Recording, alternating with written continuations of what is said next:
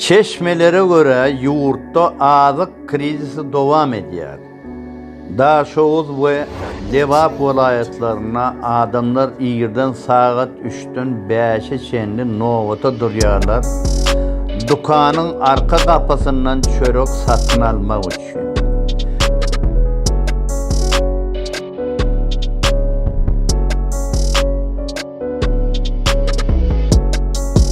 Çörek dini yerli aksakalların şayatlığına satılıyor. Hem de dini yaşayan yerinin propiskasına göre beylik rayonlardan gelenlere çörek almağa yol vermezlik için.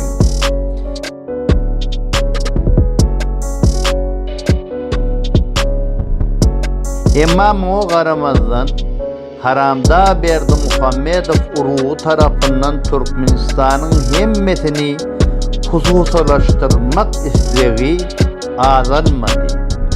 Tersine köpüllü 2020 yılın 10 iyulundan başlap Türkmenistan'ın ehli hazinası, iktisadi bank ve halkara maliye kurumaları Kabinet Ministrinin orunmasarı vazifesine belirlenen Haramdağ'ın oğlu Serdar Süplü'nün resmi gözevçiliğine geçti.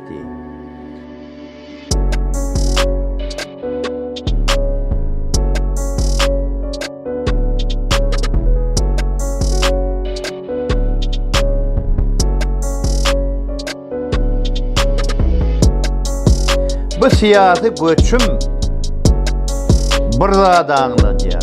Devlet büdjetinin ehli girdicilerini ve çıktayıcılarını Haramdağ uruğundan başka hiç kim anıp bilmez.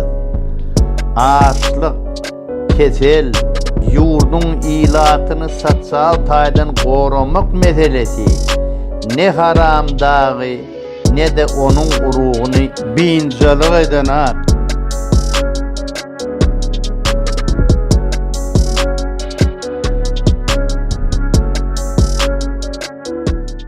Adam yolu, aman yolu,